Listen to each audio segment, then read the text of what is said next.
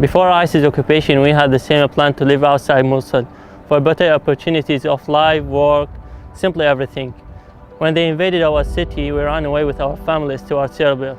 In the beginning, we thought that Erbil is the land of opportunities, but we found ourselves unable to communicate with our friends, relatives, and friends. We don't feel the value of a thing only when we lose it. That's what people say. We felt how a valuable city that we were living in. How amazing to live in a city like Mosul. Yes, it's almost demolished today. We are so happy to stand here again and participate and rebuilding our beautiful motherland. It was heartbreaking to see my city fall in 2014. What obliged me to leave the country and migrate, crossing the sea, walking for weeks, and moving from a country to another until I arrived Germany, which many people think heaven on earth. I spent about 3 years there and came back later after the Iraqi army had liberated Mosul in 2017. The first thing I did was joining the university to resume my study in this scientific edifice. But I was surprised to see our beloved university, and despite the devastation that hit it, embraces all the students, just like a mother calls her children after a long absence. When I was in my last year in secondary school, I stayed home because of Mosul fall. After 3 years of hopeless waiting, the liberation operations started. My heart got filled of limitless hope. So I tutored myself in that time. I studied with bombing around me, and I've seen death many times, and I've never imagined that I'll achieve my dreams. Today, I'm glad that I can join this university to see my dreams come true. The first time I entered the University of Mosul, I was badly shocked. The destruction was everywhere. I could smell the soot from a kilometer away of burned buildings. The worst thing, the burning of the center library of the university, which was an example for knowledge all over the world. However, the huge efforts of groups of professors and students as volunteers to remove the dam and the rubble outside of university represented a lofty message to the world that education and knowledge perhaps get sick under compelling circumstances but never die.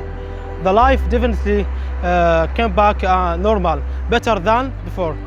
The Central Library of Mosul University is a three-story building that was established in 1967. The library included 1 million books and thousands of rarities and historical manuscripts. The number of visitors reached 1,000 visitors per day, including professors, students of both undergraduate and postgraduate studies. When ISIS occupied the Central Library in 2014, they would burn thousands of its books, and it was severely damaged due to the furious battle to liberate the city. But when the city was liberated, volunteer teams and organizations rushed to clean and rehabilitate the library and the university and pick up what's left of books. In addition to the tragic loss of life and unprecedented humanitarian crisis, the historical center of Nineveh have been destroyed, including the heritage of Nineveh, such as the ancient cities of Hatra and El-Namrud, as well as the religious sites like the Mosque of Prophet Jonah, Al-Hadba Minaret, and many historical mosques, churches, and temples. I am Ali from Kirkuk. I have suffered as people of Mosul did, in one way or another. I lost my brother in the Battle of Mosul. But what does it mean that someone who volunteered into army just to free city that he never visited before? This is the definitive guide of Iraqi units. My brother's dream was to see the city free, no matter how much it cost. By sacrificing himself, my brother and my whole family announced our unity with our brothers here in Mosul, the city that had a light here and there in the midst of darkness, the city that will never die, and we are going to make it great again. The sky takes on shades in orange when sunrise and sunset, the color that give you hope that the sun just set only to rise again. We want to thank all the voluntary teams who were the first to come on campus and save the books, remove the rubble, and participate in rehabilitating the buildings. We also want to give a huge thanks to the administration of the Central Library, who is doing its best to refurnish the library with books, with shelves, and with everything the students and researchers need. The first thing that happened to Mosul after liberation was from the local universities of Iraq, who sent us thousands of books. Then the campaign was globalized and we started receiving tons of books from England, from America, from Australia, and many other countries. We need to thank the Book Aid, the University of Manchester, the University of Plymouth, and all the people around the world who are working their best.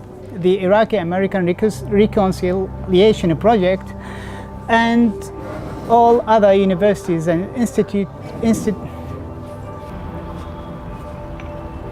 Mosul University is not an academic center only.